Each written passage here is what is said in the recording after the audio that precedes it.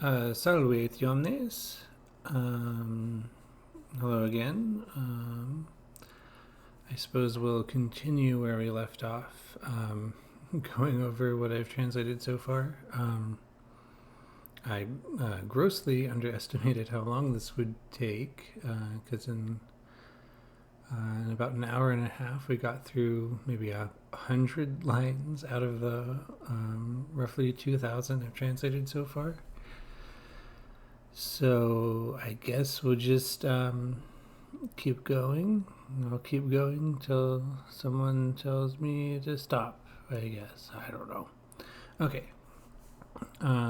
So next we have the descriptions of the piece of rope that you use to make the fuse for the cannon on the ship. And, if you use it over and over, it becomes an increasingly smaller piece of rope.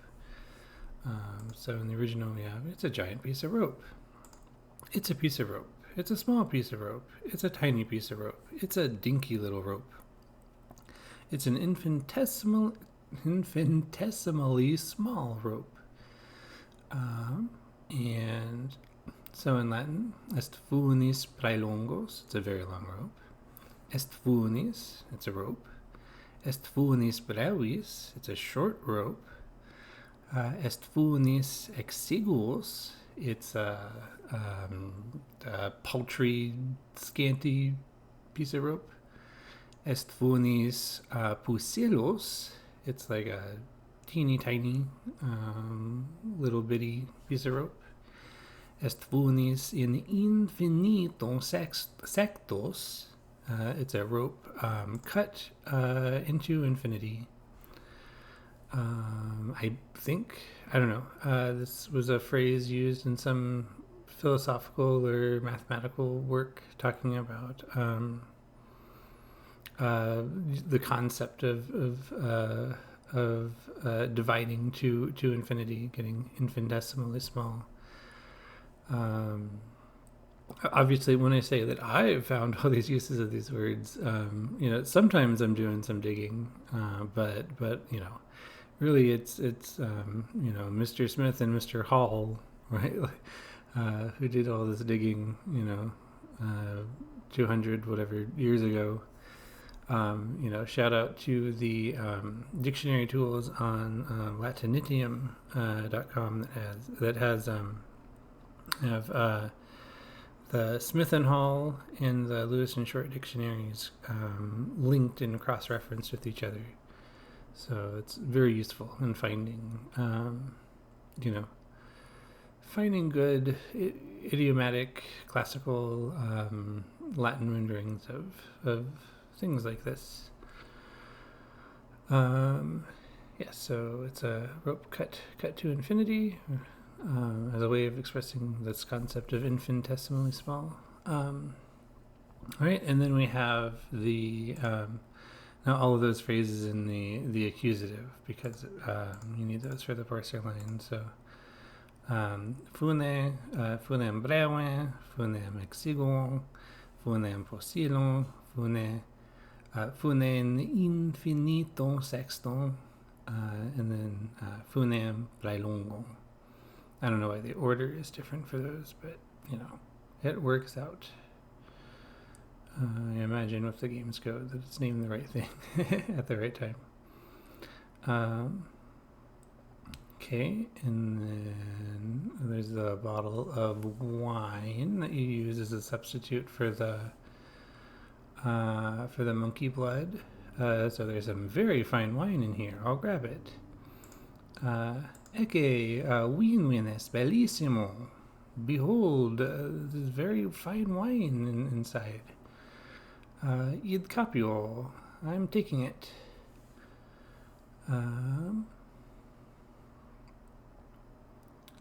Let's see. And then there's another chest. Oh, the chest that you got it from, if it's, or I don't know, one of the chests, it's empty. Wakwast. It looks like an old pirate's chest. Videtur recevetus arca piratae. So that's all pretty straightforward. They're rusted shut. Occlusae sunt robigine. So they are closed up with rust. They're just old rusty trunks. Kapsai modoson taitate urobiginosai. So they are just trunks, rusty with age. So I decided to render rusty that time. And then kapsas, so the trunks, I guess, lots of these words for containers and boxes and stuff. And then they're empty, wakwai sunt. They're just old empty kegs.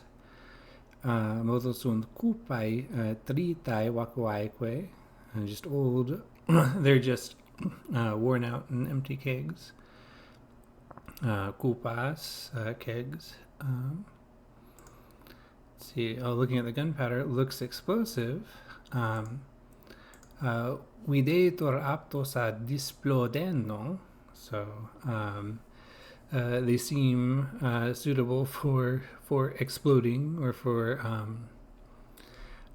in medieval contexts.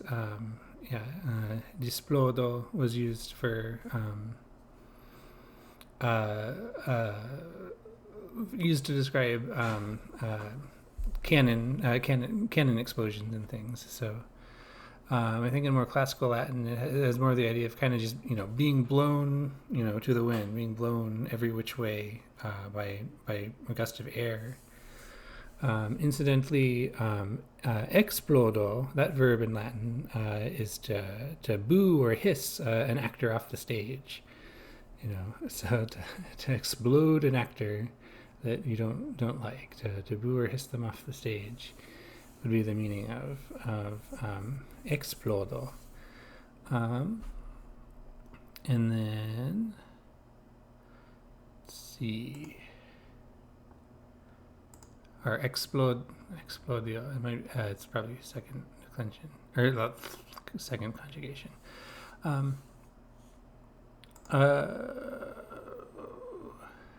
It's probably worth saying that I have a 4-year bachelor's degree in classical languages, Greek and Latin. Very much learned in the grammar and translation grammar translation method of teaching. So I would not describe myself as a particularly fluent speaker. I'm becoming a more fluent reader. I don't know, but I was trained with the idea of solving sentences like puzzles, very carefully and methodically looking things up, which I think is a good skill set for what I'm doing now for the reverse, for trying to render English into Latin, and knowing how to navigate dictionaries and grammar resources and stuff. But it's not good for retaining vocabulary, retaining information too well in your mind. But I've been getting better. Reading things more like the Lingua Latina series, and just trying to improve my overall fluency. Although I basically have haven't had any practice like conversing in Latin, so I'm certainly would not call myself a fluent speaker of Latin. But yeah, that might be my background and my ability might be something people want to know. But I am definitely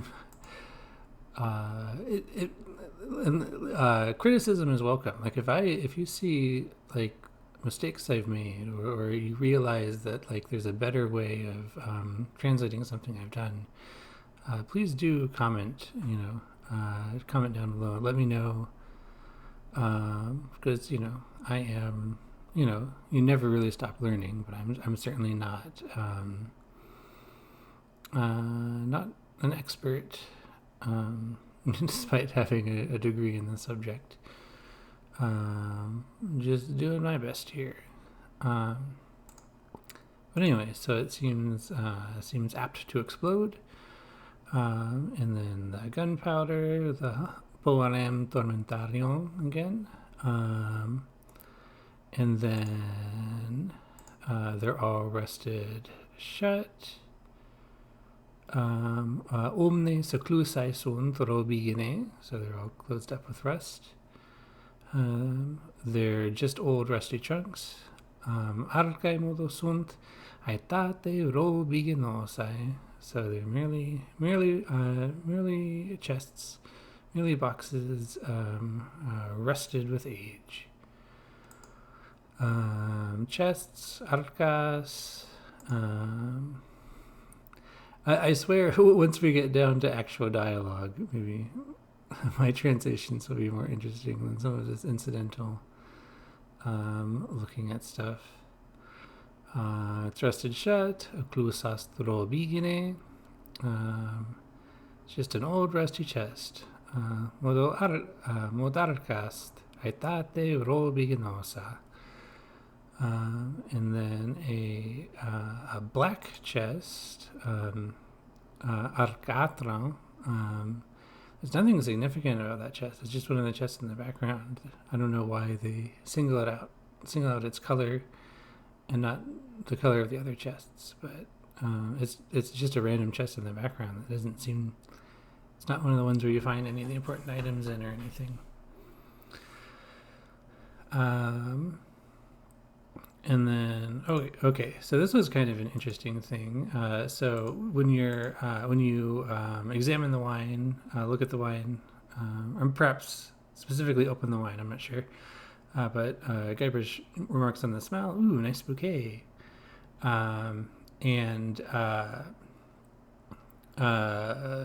This is a concept that can be found in a few sources talking about using the word describing the aroma of the wine, and they do use flos, the Latin word for flower, for that. So it is similar to the use of the word bouquet in English to describe the aroma of the wine. But yeah, I think it shows up in just a very rare term, but it shows up in a few places. When discussing wine. But so, nice bouquet. Flore vini optima nota probatur. So, the flower, the bouquet of the wine, proves its very good quality. Literally proves its very good. It's very good note. It's very good brand. Wine bottles were branded with like the names and logos of the vineyards they came from, and then by extension, the word nota can mean describe the quality of things from the idea of like a wine of a very good brand is a wine of very good quality. But yes, so yeah, the bouquet of the wine proves it's really good brand, it's really good quality. And then so I believe that's what it says when you open the bottle of the wine, and if you try to close it again, he says, I think it needs to breathe at room temperature for a while longer. And I couldn't find any reference in a Roman source to this idea of wine having to breathe. Any like equivalent so I went literal. I don't know if it's an idea that would have made sense to a Roman, but I just translated this literally. Oportetut puto idin tepore Paulo diutius respirare. So it's proper, as I think, for it to breathe a little bit longer in the room temperature air, in the tepor,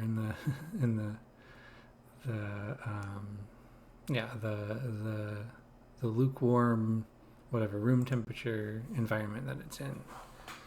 I don't know if that would they'd be confused by respirare is what it means for wine to breathe, but I just went literal for that one. And then I'm no enologist, but judging from the deep red color, this is a very fine wine. And then vinarios non son, sed ex lubore saturo, huius vini notum maxim maestimo. So I'm not a wine merchant, wine salesman, wine expert. I could have just used the Greek word too, oinologos, but I wasn't finding that that word borrowed into Latin examples of that borrowed into Latin in classical sources. So I just went with the native Roman word for a person who deals with wine, vinarios. So I'm not a wine expert, wine salesman, wine merchant. But from the saturated red color, I determined the brand or quality of this wine to be great, to be of great quality. Yep. Okay, and then fine wine, bellon vino, fine wine. And then down here, I forget what this dialogue is triggered by, if it just happens on its own, but yuck, the unmistakable stench of monkeys. The whole ship smells like hot, sweaty primates. So, fetur elnicul facio simiarum. So I smell the unique stench of monkeys, the singular, unmistakable stench of monkeys. This whole ship smells like hot sweat. Right? So, haec quidem navis tota sudoram calid volet, ilarum turpisemarum bestiarum quas Linnaeus primates habebat. So I got, maybe a little overboard, over translated this line too, but indeed this entire ship smells like the hot sweat of those most ugly beasts, which Linnaeus considered to be primates. So the use of terpisemarum, bestiarum, I think that's a reference. There's a quote in Ennius where he remarks how similar human beings are to those most ugly beasts, the monkeys, and he uses, terpissimi bestiae to describe monkeys. And so I threw in that adjective there as like I threw in that phrase as kind of a reference to that. And then primates, of course, is a taxonomic term. So I'm referencing Linnaeus himself. And since primates, since it's a Latin word in its own right, that means like chief or foremost. I could have just been, quas Linnaeus primates vocabat, which he called primates, but I like the idea. Like Guybrush is so disgusted by the smell right now that maybe he's like incredulous that that Linnaeus held monkeys to be, noble, chief and foremost beings. I don't know. It felt amusing to me when I translated it that way. So yeah, that kind of sort of expressed all the ideas of the original, but maybe over translated it by putting a little bit, I don't know, more into it. But yeah, and then I knew I should have taken it for a test sail. So there's another play on, the concept of a test drive or whatever, right? That you got this ship from Stan, seen like a scammy car salesman. So that's another, I don't know, like the concept of a test drive. I think I just ended up being just very, precise and literal here. Me brevum navigatione sa skipere debuisse putuat naue now experiendum priusquam pecunium proia pependi. So I think I ought to have undertaken a brief sailing voyage in order to test out the ship before I laid down money for it. So a very, very precise translation, which I suppose is good, in the absence of like a fun idiomatic phrase. Just be very, I don't know, straightforward. Here's a situation where I did, I think I mentioned before that, the I thinks are awkward to translate every time. Here I just went ahead, I reckon, I calculate that I ought to have done this thing. It was easy enough to fit into the sentence grammatically that I included it. And then I think I'm going to get seasick. Dimione nauseaturosi. So I fear that I am about to be nauseous, about to vomit from nausea, about to be sick. And then it's shut tight. Strictia clusast. It's tightly closed up. And this is but it says when you're try to open the window finestra, and then a ladder back to one of the other parts of the ship, scalas. The hatch. I wasn't the idea of like a trapdoor hatch leading to different levels of a ship, or leading from the deck of a ship to a lower deck. I don't know. I wasn't finding like a good like one-to-one like translation for what the equivalent of this would have been called on a Roman ship, and I don't know. So I just decided to translate these as instead of with a word for hatch, using the word for the room that they're leading into. So in this particular case, in this room, this is the hatch leading into the hold, the cargo hold at the bottom of the ship, which was called the cavernon, the cavern, the cave of the ship. And so I just, this way, like when you hover over it, it's ambulad cavernon, walk to the hold, rather than using a word for hatch.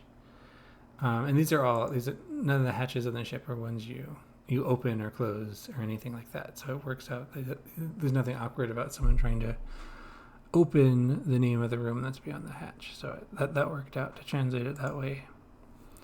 And then door, ostion. And then I think some of these are internal variables that the game uses that don't need to be translated. MIDI selected. I have no idea what this E is for. Monkey.config is something. I think that's the special edition uses the monkey.config file for preferences and stuff. And then we get the the about the game, the version of the game stuff. So I'm not sure under what context you would see Secret of Monkey Island Taki CD version 1.02. I'm not sure when that comes up, because normally it, in the Ultimate Taki Edition, it does just say Secret of Monkey Island Ultimate Taki Edition. And of course, someone seeing this needs to see the edition of like my translation they're looking at. But so what I don't know. This my what I have here might change, but right now, the Raculted Monkey Island Taki CD version 1.2, Editio Latina version 1, and then the Ultimate Taki Edition, the Raculted Monkey Island Ultime Editio cum vocibus, the Ultimate Edition with voices. I guess I could have, vocibus Latinis with Latin voice. I could have said that, but maybe I just assumed it was the fact that the text is written in Latin makes it clear that this is indeed the Latin edition you're looking at. Although I don't know. I might think of something better. What it should say for these moments. And then the pause screen, game pause. Press space to continue. Ludos intermissos. Deprime spation ut ludere pergas. So literally, game interrupted, game paused. Press down the space. Literally, space. I think I found that's used as the name for the space bar when in the Latin context when they're referring to the keyboard keys. In order to continue playing, and then insert disc number whatever and press the button to continue. This I don't think this message will ever pop up in the special edition version of the game, but I translated it anyway. This would be for the earlier disc versions of the game.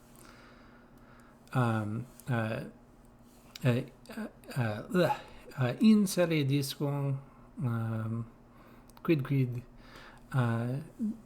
deprimeque maleol ut ludere pergas. So insert disc number whatever, and press the little hammer. Press a little hammer in order to continue playing. This is in Neo-Latin. This is what keys on a keyboard are called. Are the little hammers. If you think about like I don't know, if you think about the keys on a piano, right? They're connected like little hammers that hit the strings. Maybe like typewriter keys are more hammer shaped than keyboard keys. I don't know. Whatever. This is for whatever reason. Maleolos, little hammer, is the word used for keyboard keys most of the time in Neo-Latin. And then error message, unable to find the save game, and then the name of the save game. Press the button. Reperire non potest, save game, deprime maleolo. There is an error reading the disk. Press the button. Error fuit dum legitor discus deprime maleolo. Error as a noun in Latin can mean exactly what error means in English. There is a mistake while reading the disk. And then in clauses with dum, while doing something, usually the verb is in the present tense, even when the main verb is in the past tense. The present indicative is still used. And then, are you sure you want to restart? Kertumnes tibiab initio rorsos in kipere itan minime. So, is it certain for you to begin again from the beginning? Sounds very redundant in English. So or not at all. I mean, this is the most common ways of saying yes and no in among Neo-Latin conversationalists today. They tend to use ita and minime, even though the Romans themselves didn't have simple, easy words for yes and no. And then it gives you the option it was very useful for the translators. Then you can prompt the Y or N, of course, in English, but J or N in German, or O or N in French or whatever, S or N in Spanish and Italian and that kind of thing. So and then the letter after it shows what the affirmative answer is. And then this particular phrase, right?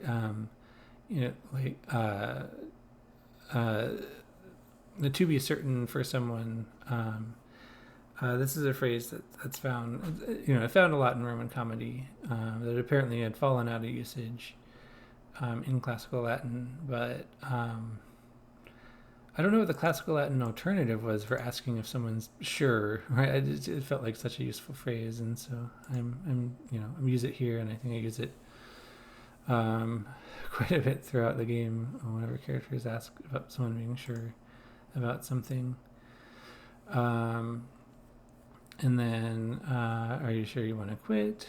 Cartumnes tibi desinere, itan minime, and then the button to restart the whole game. I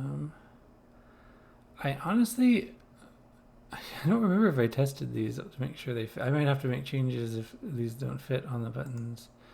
But restart.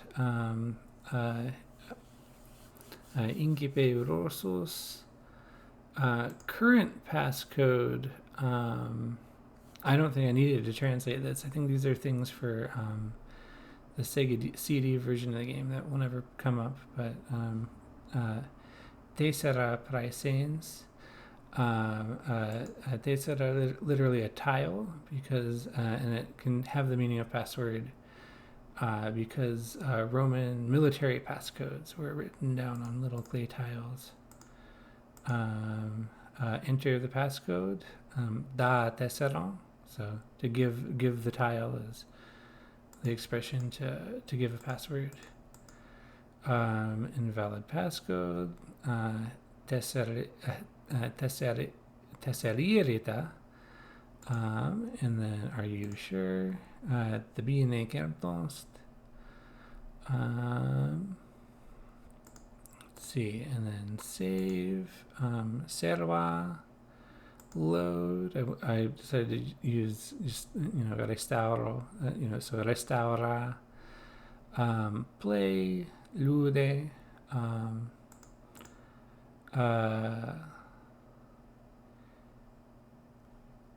Cancel.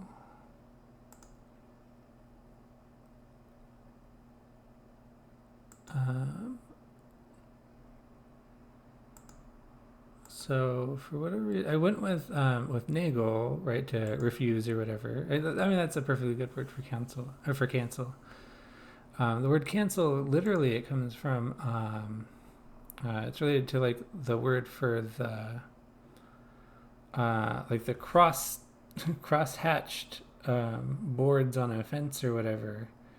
I think they're called what? I don't know. I forget the gender of it. I don't know if it's concela or whatever. But then a verb from that, concelo, meaning to draw the little hatch marks in order to cross out something from a list. So to cancel something is literally to draw like fence cross lines over something to cross it out. I guess I didn't use that right because that's that's specific. You're not crossing anything out when you're canceling this. You're saying, oh no, I don't want that. So yeah, you are negating it. You are refusing it. So nego makes sense. And then quit, de sine. So stop, quit. And okay, I just went with affirmo. So I affirm. I agree. Maybe I could have gone with IO. Yeah, I say it. Implied. I say it is so. Seek IO, but just IO on its own is often used, like to say I, to say say I agree. I could consentio. I could have. There's a. I don't know, maybe I could have chosen lots of things. Insert save load game disk. Once again, I don't know how often in the version of this game anybody ends up playing, how often these phrases would actually come up, but insere disquad statum ludi servandum restaurandum. So insert the disk for saving or restoring the state of the game. And then you must enter a name. Nomen dandos, a name must be entered. The game was not saved. Non servatos est status ludi. So the state of the game has not been saved. The game was not loaded. Non restauratos est status ludi. And then saving, servator is being saved. Loading, restaurator. And then the name of your save game. Nomina statum ludi servando. So name the state of the game to be saved. Select a game to load. Elige statuin que ludus restauretur. Choose the state in which the game should be restored. And then Guybrush. So here I have just Gaius, which I'm not translating Guybrush as just Gaius. I'm translating Guybrush Threepwood as Gaius Peinikilos. Gaius Peinikilos Threepwood. So Gaius Brush. Threepwood, leaving a surname untranslated, but separating Guybrush into two separate Latin words, which I like, gives the effect of, the Roman tripart name. I know I could have, the name Guy in it's often Latinized as Guido or whatever. It's originally like a Germanic name, but I thought Gaius for Guy, just it felt funny and right to call him that. It felt it helped. It felt funny to give Guybrush in the Latin version this what feels like a tripart Latin name. But because the two elements of his name get separated, then in the translation. I don't know, it feels awkward to just call him, Gaius Peinikilos everywhere, especially since this, I believe, is his name as it appears on the map screen when you hover over your character. So I think it makes sense just to use Gaius for this purpose. Let's see. Debugging mode not active. I don't know if this is a message ever displayed in the game. Maybe it is if you try to use a debugging feature, but I don't know if those are. I don't know if most of those even work with the Ultimate Talkie version. But I could maybe go back and translate that line as something at some point. Figure out how to express the concept of debugging in Latin. I didn't do it, but I didn't make any effort to try to translate that yet because I didn't think I need to.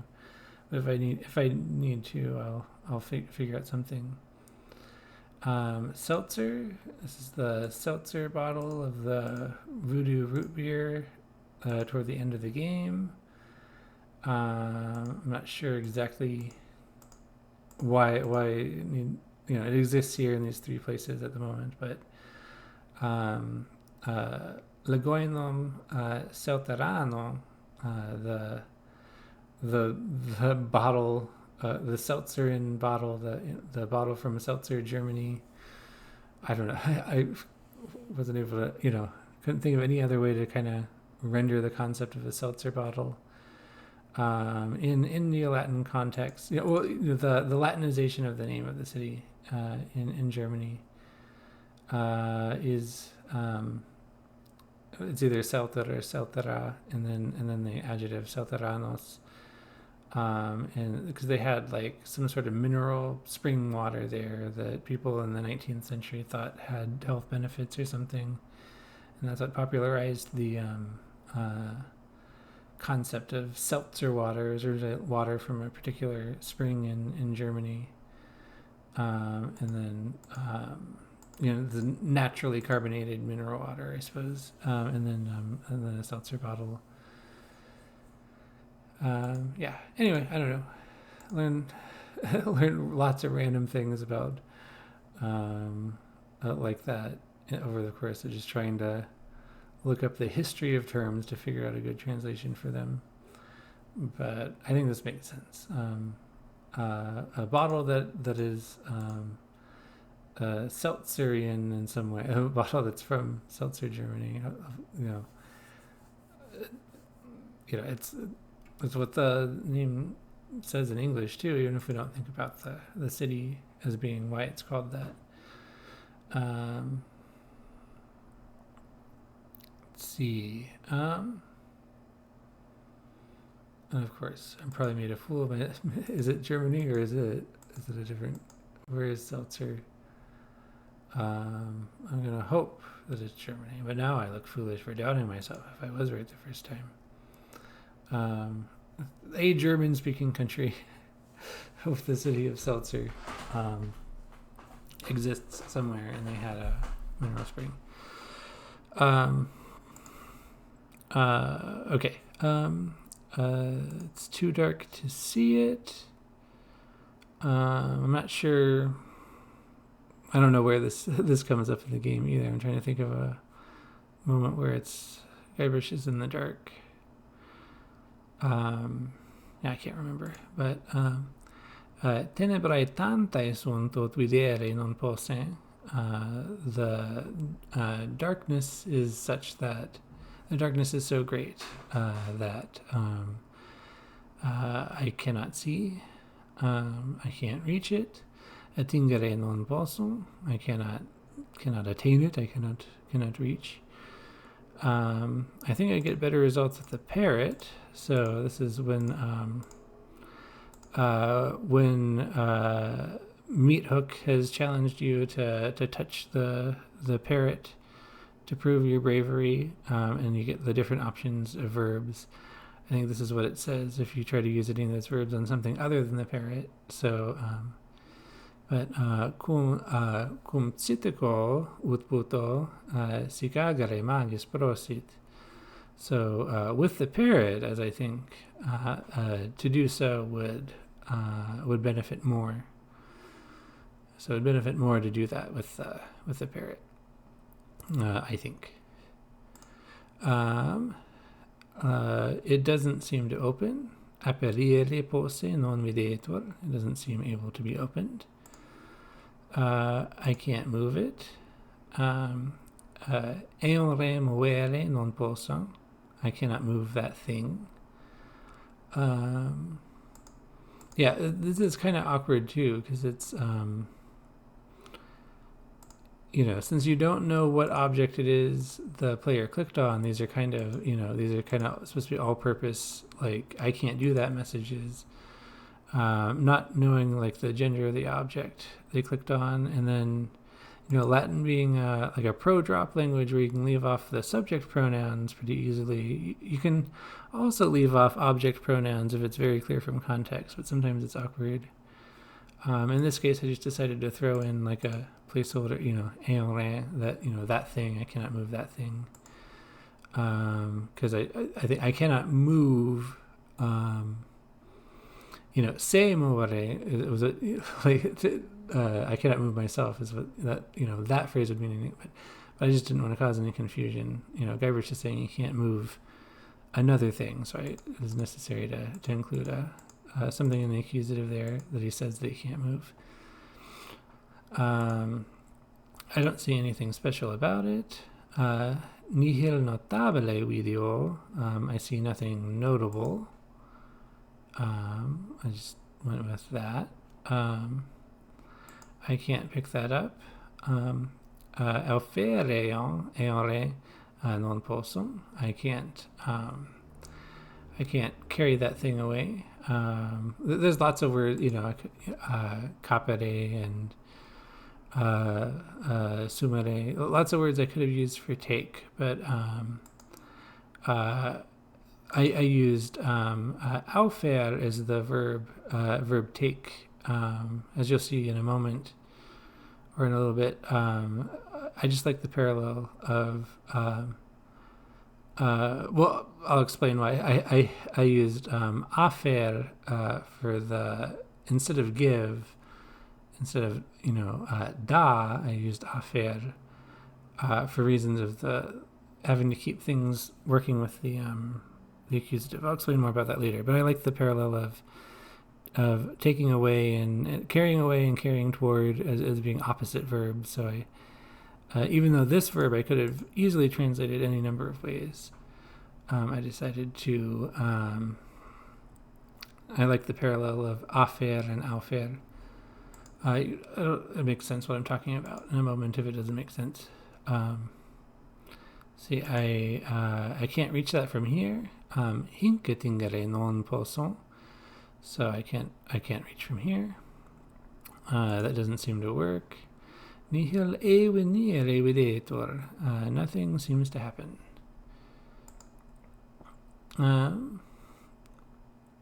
Machine reading is so I think this is all internal stuff. I don't know if the player ever sees most of these things. This one, okay, so the are you sure you want to win is a gag where if you do Control W, you Control W and then press Y, you can see a message saying you've won the game, 700 out of 700 points or something, and you get to see the credits and the game is over. But for whatever reason, unlike some of the other messages asking are you certain, and they made it really easy for translators to choose what letter the player pushes for the affirmative, for this message it's hard-coded for Y to be the affirmative answer for some reason. And so I was like, well, how do I work around that? How do I make Y the affirmative in a way that makes sense in Latin? And then I just thought, well, since this is kind of a jokey Easter egg thing, maybe I could just have wacky spelling. So, certumnes tibi vincere, utan minime, and then Y or M. So, are you sure? Certum with K. Are you sure you want to win? Vincere with a W. And then ita with a Y. Ita. So this is like a silly Easter egg kind of thing anyway. Maybe I can get away with making it even sillier. And it might be perplexing why it's spelled that way. But it is because it is. For whatever reason, Y has to be hard-coded as the affirmative answer. So I just silly spelling might be I thought was the best way to justify that. Okay, yeah. So I believe these are all just variables for the game's purposes that don't need to be translated, and that might break things if they're translated. I'm not sure. So I think those stay the same. Okay. What do we have next? So,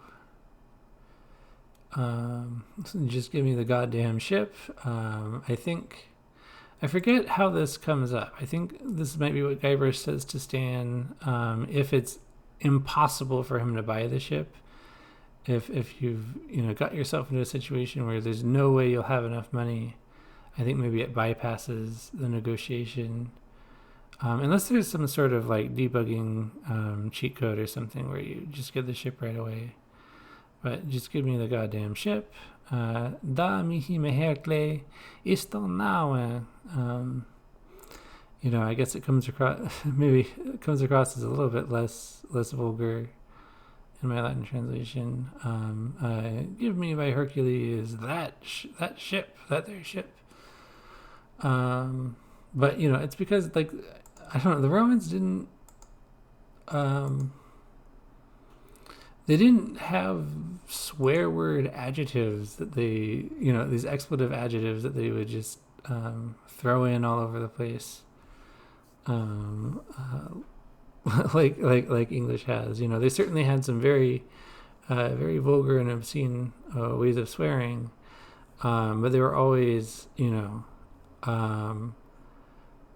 they weren't just like dummy things thrown in there. They were they were specific descriptions of sex acts and things that are obscene. And then like the general sort of like mild swearing is to use meherkle, Oedipal, Castor, by Hercules, by Castor, by Pollux, to evoke the names of, well, I guess it is like oh my God, so I guess it's the best. It is a good equivalent, maybe for goddamn at least. My brain jumped to thinking of like ways to translate like the F word, which was not used as just a casual adjective, but they had many creative and colorful ways of describing engaging in such acts, but they didn't use those words outside of their literal context. They just they talked about the literal context in a vulgar way sometimes. Enough about that. Okay, so here are the verbs, which, if you remember from the last video, I was explaining because there's no way for the parser line to change the case of the object nouns that these verbs are going with. I had to use verbs and prepositional phrases that only work with the accusative, and so that led to some so maybe less than obvious choices I made for how to translate certain things. Walk to, right, is obvious, ambolad and walk to. But then give, you'd expect, da, right, like give, but that requires, the way it pops up on the parser line, give, and then there's would be, a direct object, but then they have the prepositional phrase, give thing to, and then to a person, and there's no way to get that dative indirect object, to have things switch to the dative case in the parser line when you're trying to give things to them. So I had to think of a phrase that works with everything in the accusative, and affaire, like bring to, carry to, does work, and it is used in the context of bringing something to someone. At least it can be. So affaire, whatever, ad, whoever. So bring thing to using ad instead of using the dative. Affaire can also use the dative, but it can also use ad plus the accusative. for its indirect recipient of the bringing. And then, and also, I'm making the verb. I had to make the verbs all lowercase because they were the capital letters for the font that the verbs use. The capital letters take up more space, and these Latin words are all slightly longer than the English words, and they were just making them too long, and things didn't fit. So that was another concern I had, not just grammatical, but also I had to have words that actually fit in the same space that these English words took up. But yeah, open and close, those are, aperi, claude, and then pick up, which like I was saying earlier, it could have went with sume, it could have went with capi, but I went with aufer because I like the parallel with affair. I like the there's a lot of pairs of opposite words, and I think taking to and taking away, I don't know, I just like that parallel. Look at Bouquet, and then talk to, I went with saluta, to say hello to salute, to wish good health to, because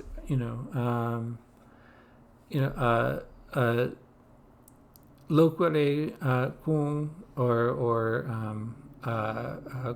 colocale kung, those would obviously the going with kung, it would take the ablative, and then alocale can take an accusative object for the person you're talking to, or it can go with ad, alocale ad, but it's too long. It didn't fit in the space.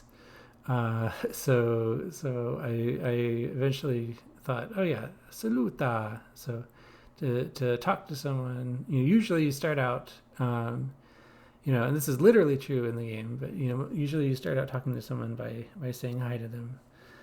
Well, maybe it's not always literally true in the game, but either way, it made sense, right? If you want to talk to something, say hi to them. That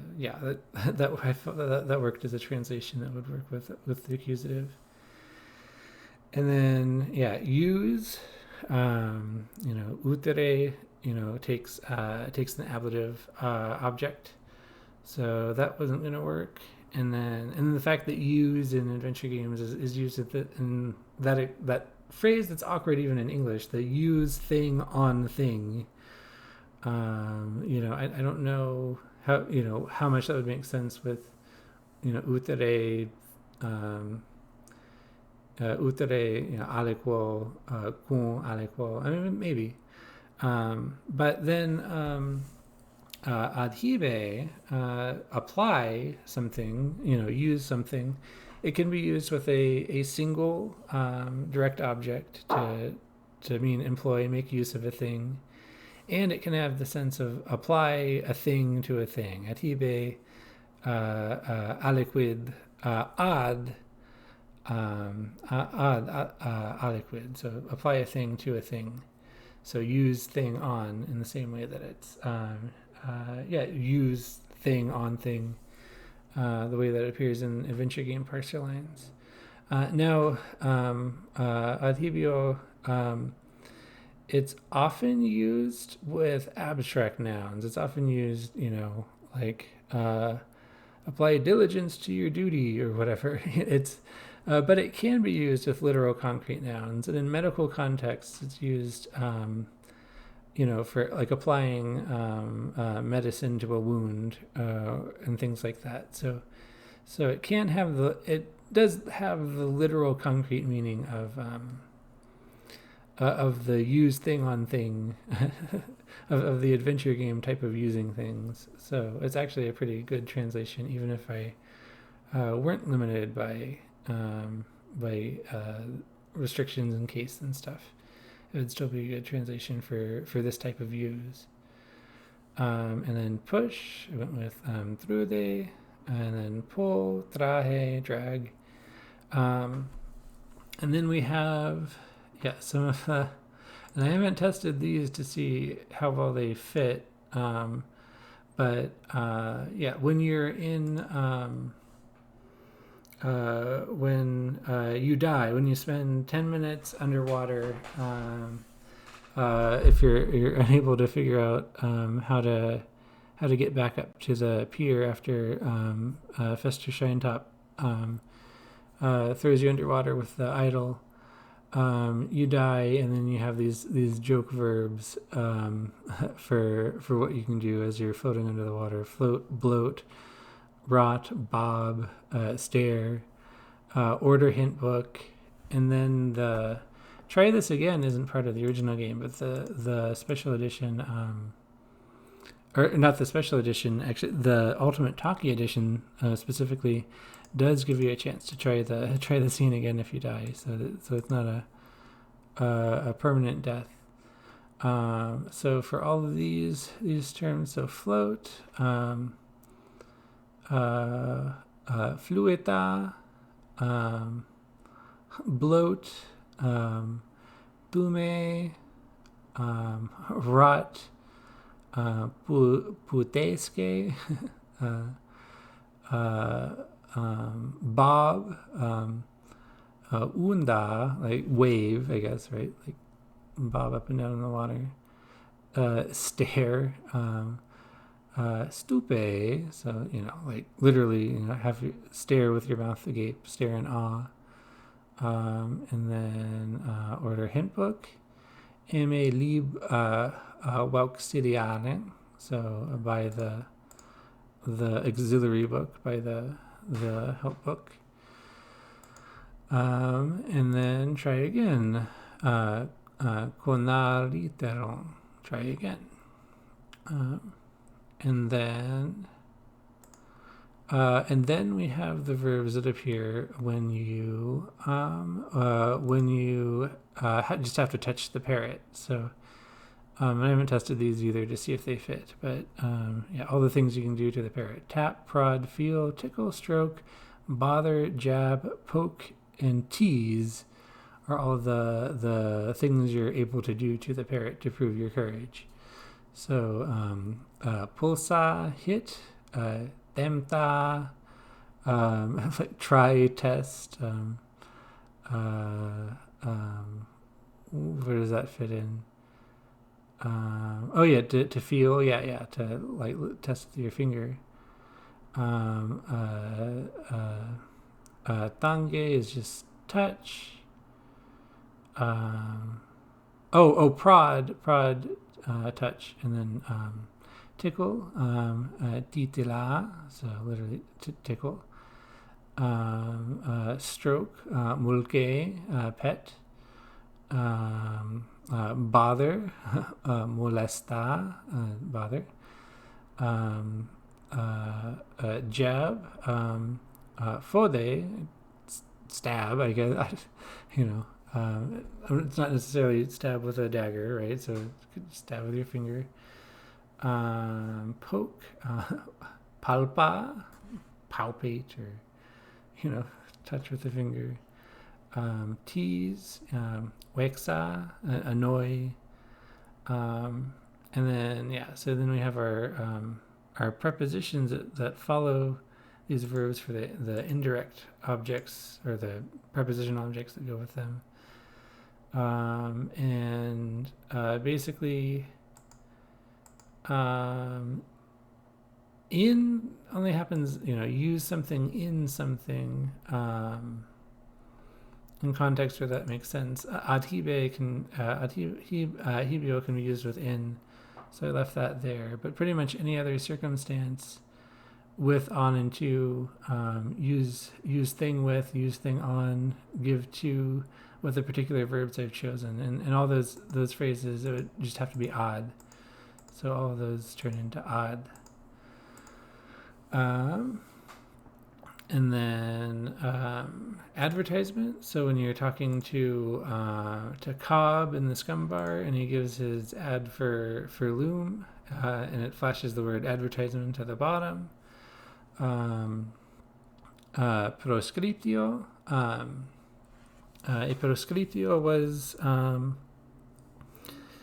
a word used to describe like a notice of sale or the announcement of an auction or whatever, like a flyer that was put up advertising something was going to be sold. And yeah, so it is literally an advertisement, and it is the word I think the Neo-Latin lexicon suggested for to use for the concept of advertisement.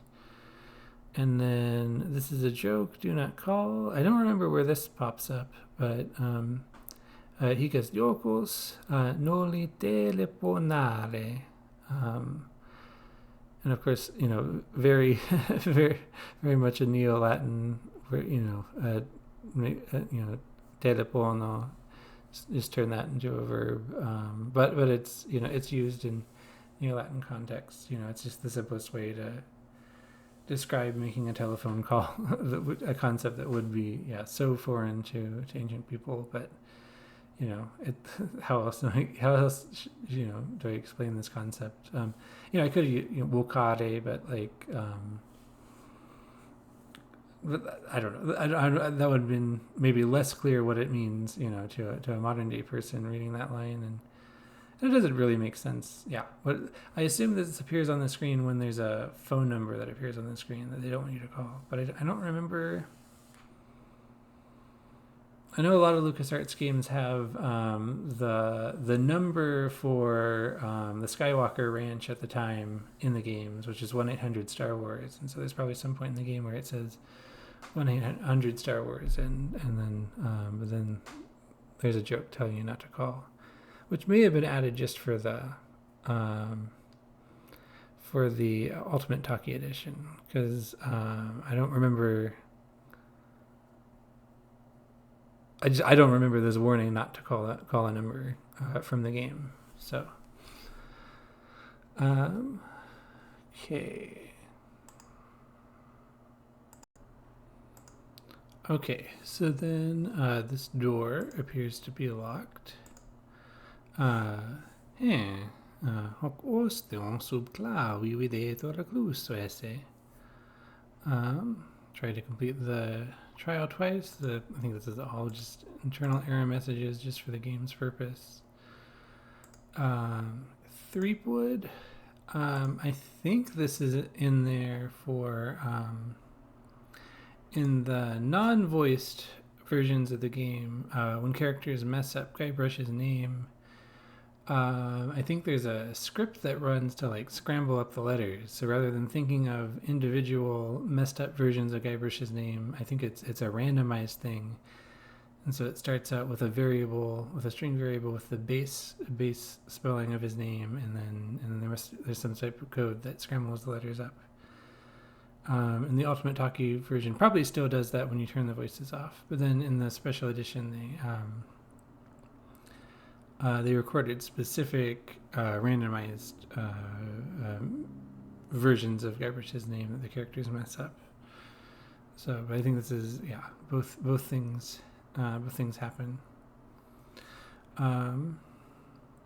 Okay, and then now we are in the very opening scene before the credits. So the message, deep in the Caribbean, the island of Melee. Ec in Antillensi profundo, insula Mele vocata. So behold, in the Antillean depths, an island called Melee.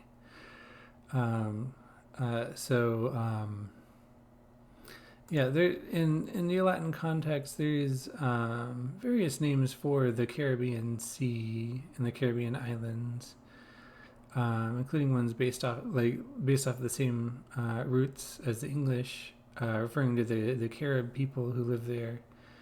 So there's like Caribicos and stuff, but I don't know. I went with kind of like an older name, the Antilles, referring to the islands. Antillae in Latin, attested in earlier text describing the Caribbean as the Antillae, and then so the adjective Antillensi. behold, in the Caribbean deep, in the Antillean deep, an island called Maley, and so here, specific, pointing out that this is not a Latin word. This is a French word with French accent marks in it. So once again, just trying to highlight and make the player familiar with the idea that there will be, words for proper nouns will be for places and people's names and stuff will be appearing a lot. That will be obvious words from modern languages that have been left untranslated. I thought about maybe I don't know, like any of the French names in the game. It could like Melee could be maybe translate them into Greek as an equivalent. But yeah, I just trying to follow the convention of the existing translations of just not translating these proper nouns. And then we launch into the title. And I do plan on I wasn't sure if I was planning on this at first when I first started this, but I do plan on eventually getting around to editing the actual game sprites and pixel art to translate on-screen text. So the title, rather than just being The Secret of Monkey Island, I will go with De Rokult in Monkey Island, about the thing hidden on Monkey Island. And De, kind of like De Bello Gallico, and like lots of works of Roman literature are preceded by de, and then the names in the ablative, with the idea being liber de, or fabula de, the book about the story about the play about. So that is what I'm intending to call the game, and I will modify the title text so it'll say that. And then below, I didn't want to change, the name of a real life company, right? Especially on a copyright notice. So I did put 1990 in Roman numerals. So, TM, trademark and copyright, 1990, LucasArts Entertainment Company. Not much change there. The phrase for all rights reserved, this exact phrase, omnia proprietatis jura reservantur, this exact translation of the copyright page, I pulled from the copyright page of the Via Latina, which is the Cultura Clásica, is a Spanish textbook publisher, and they have their own Lingua Latina style textbook that teaches Latin entirely in Latin, with as a gradual reader, with stories with increasing grammatical complexity. Although their stories are rooted in Livy's Ab Urbe Condita, but yeah, their copyright page translated the all rights reserved line as omnia proprietatis jura reservantur. So I thought, there's precedent for translating this exact legal phrase, so I guess I will use it. Then we get into the rest of these credits, created and designed by Ron Gilbert. So, yeah, I wanted to try to rack my brain and think about what's the, I don't know, what makes sense for translating credits in a Roman context. Like, the closest thing the Romans had to credits were the Didaskalia Terentii, which were they're like production notes that appear at the top of manuscripts of Terence's plays that talk about the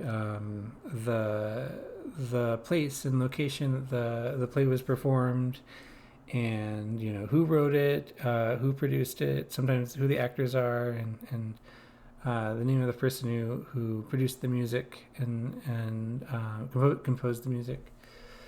So I wanted to, actually evoke that, because that's the Roman version of opening credits, or these Didaskalia, these production notes that appear at the top of Terence's plays, and most of they don't survive, but they probably that must have been a thing that was used in other contexts too.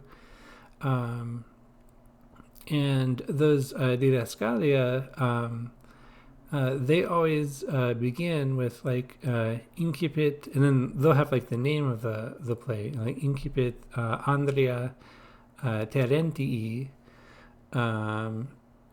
Here, since the title will appear just above this this phrase with the day, de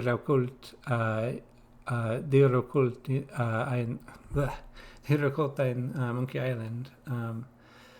I thought it would have fabula. Here begins the story about the secret of Monkey Island, and then even though I said I'm trying to not translate.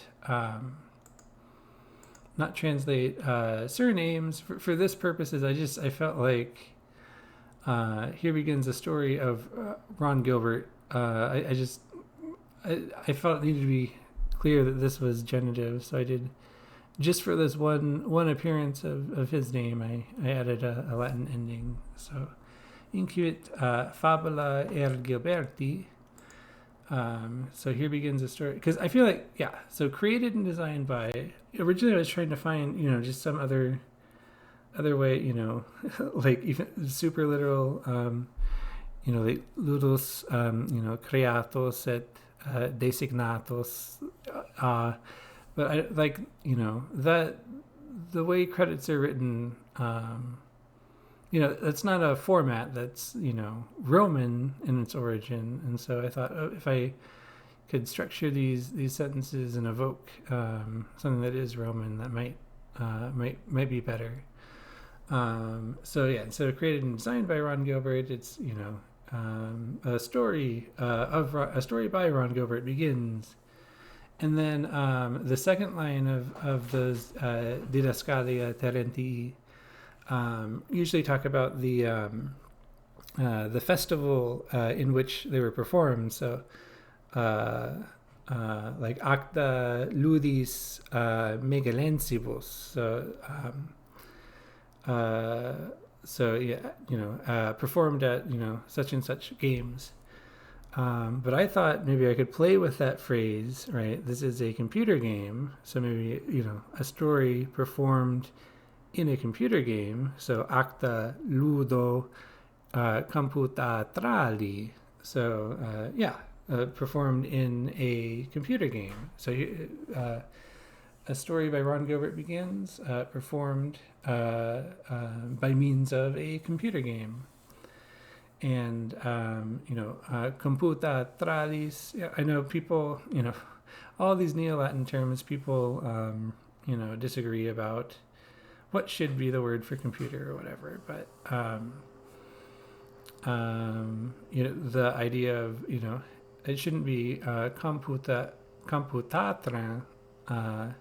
should because tron as a neuter agent suffix wasn't a productive suffix in classical times, even though it appears in words like atram for plow and stuff. So, but I don't know. This is one of the most common adjective referring to computers. So computer game, ludus. Computatralis. So that's I am using that, and I think that I like the phrase evoking this idea of performed during these games, but now it's performed in a computer game. I thought that was a fun play on words that hopefully makes sense And then in these Didaskalia Terentii, grammatically these are just the thing that each person did when they performed it. It's finite verbs, right? That's it, saying what they did. Finite perfect verbs. And I'm using the for the perfect plural here, I'm using the ere forms instead of the erunt forms, because otherwise the lines would be too long and they got pushed off the screen and it was just hard to fit things in.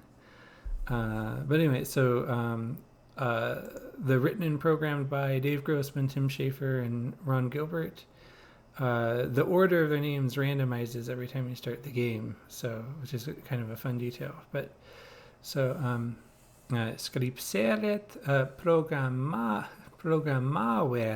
programmavere Dave Grossman, Tim Schafer, Ron Gilbert. So, and then of course the names in the different orders. But yeah, written and programmed. Also, obviously, programo being another like telefono, like some of the Neo-Latin words, obviously taking from Greek roots, but not borrowing directly from Greek, borrowing from modern languages that have these words for modern things that are formed from Greek roots. But once again, like if I have some circumlocution to explain programming, the line will be too long. So sometimes I have to use just a simple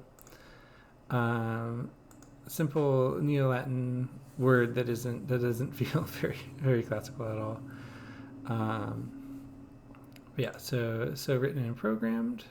So these guys wrote and programmed, and this is the structure of the Didaskalia Terentii, where usually it is often just a single perfect verb preceding the person's name to describe what they did. So scripsit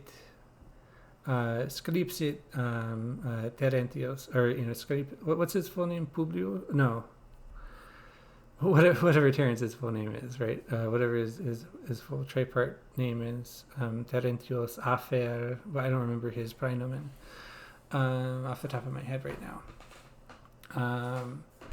But yes, so yeah, written and programmed by those guys, and then CD-ROM conversion by these guys.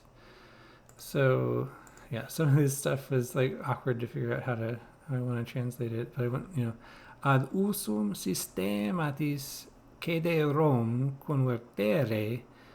Eric Wilmunder, Wallace Bolter, Sean Clark. So these guys converted for the use of the CD-ROM system. Which is awkward. I know ad usum, ad usum discipulorum, for use of students or whatever. Like I don't know if it's necessarily a phrase used with inanimate objects, but I don't know.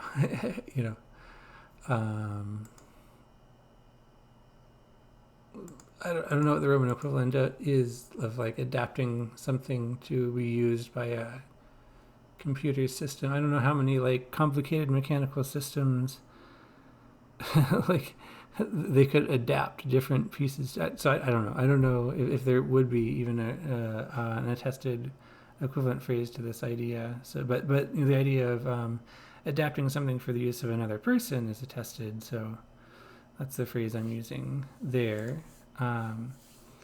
Background art by Steve Purcell, Mike Ferrari, and Mike Ebert. So scan las pinxere, Steve Purcell, Mike Ferrari, and Mike Ebert. So the scena, literally the stage, and by extension could refer to like painted backdrops on the stage and stuff. So the stage is scenery painted by or these guys painted the scenery. And then animation by these guys. Imagenes animavere, so images brought to life. So these guys brought the images to life. And then Martin Cameron as Bucky, obviously making a joke about like in credits when a character is playing a role, right? They're introduced and they're playing a role as, and they have their character name there. But this was, I guess this guy's actual, nickname he went by, and it appears in his credits in a lot of LucasArts games. But I went with Martin Cameron Bucky alias Dictos. So Martin Cameron, other times called Bucky. And this is where, of course, the phrase of the source of the phrase alias, an assumed name that someone uses comes from I think probably a medieval Latin phrase, alias dictos, other times called, to describe, the other names that a person in a legal file might go by. And then additional art by all of those people. Oh, and a special thanks. So I just went Etium Pincere. So also, these people also painted. And then special thanks. Gratiae praecipue his addendai. Particular thanks should be rendered to these people. And then, Brad Taylor, Peter Chan, Ron Lucier or Lucier, or I don't know how he pronounces his name. And then original music by Michael Land. The composer of the music in Terence's plays was I don't remember. He was an enslaved man, and both the actual composer and his master is the person who owned him are credited. But anyway, the credit though for making the music itself is modos fecere. And this is plural because it's about to credit multiple people who made the music, but yeah, the measures made. So that's how they describe composing music. As at least in these Didaskalia, that's a phrase used to describe making music. Is making the measures, making the meters. So original music, Michael Land, Barney Jones, and Andy Newell of Earwax Productions, and Patrick Mundy. So modos fecere, Michael Land, et Barney Jones, atque Andy Newell, societatis Earwax Productions, et Patrick Mundi.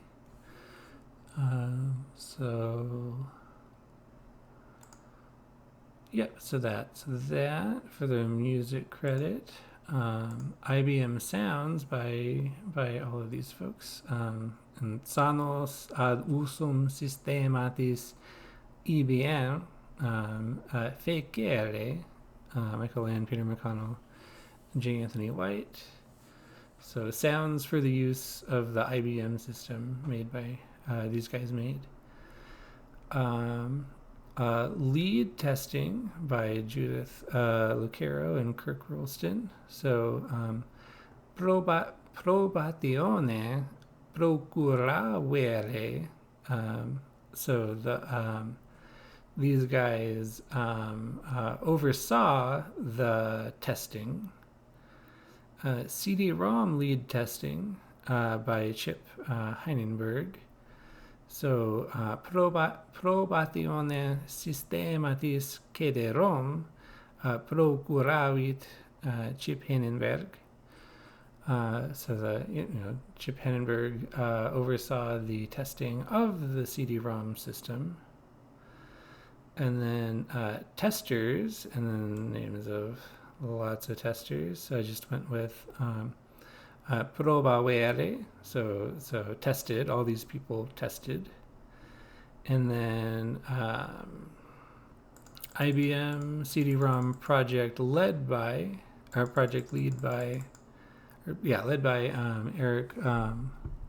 Wilmunder, and then so Sistema IBM CD-ROM procuravit Eric Wilmunder, and then IBM System by, so he led the project and he, I guess, made the system. So I just fake Sistema IBM CD-ROM fake it Eric Wilmunder.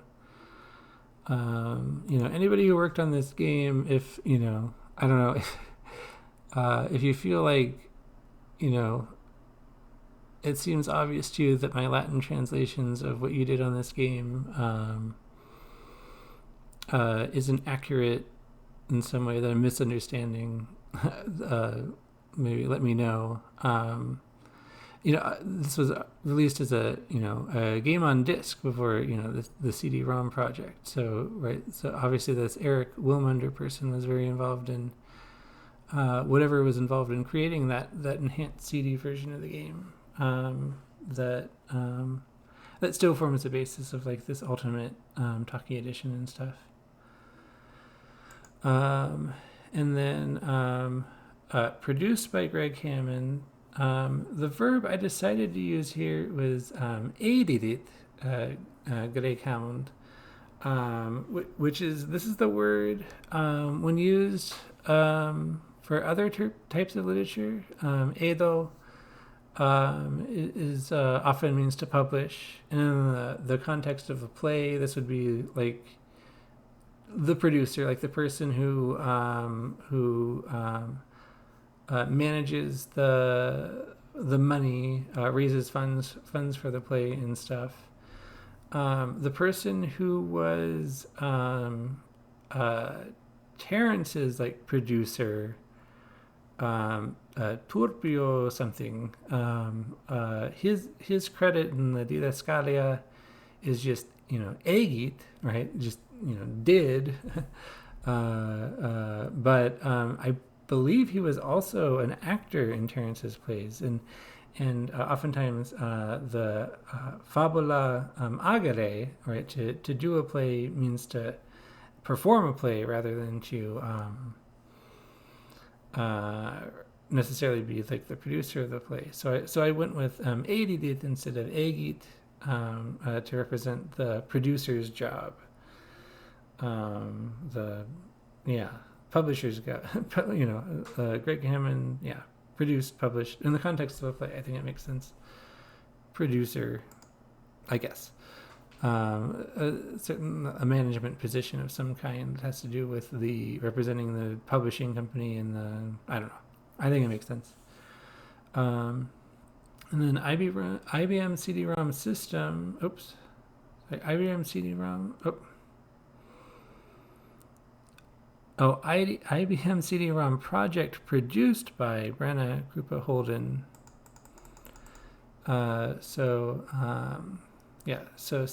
Sistema IBM CD-ROM edited Brenna Krupa Holden. And then the SCUM story system by Ron Gilbert, Eric Wilmunder, Brad Taylor, and Vince Lee. So SCUM Sistema Narrativo Fecere, Ron Gilbert, Eric Wilmunder, Brad Taylor, Vince Lee. Yep, and then so those are our credits for the game. And then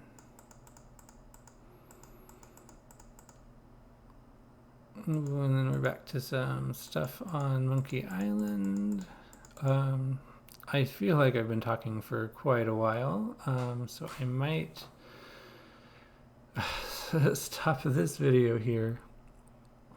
Oh my gosh.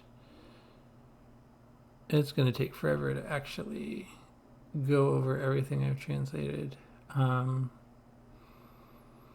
But let me know if you're enjoying these videos, or if you very emphatically want me to stop making these videos, just focus on finishing the translation and release the game when it's done.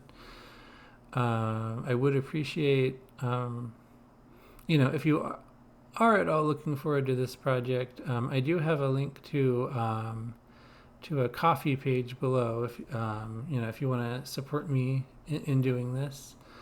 But yeah, let me know if you like these videos, if you want me to continue going through everything that I've translated so far, or if you think there might be, a different way I could present this information that you might enjoy more. Just let me know.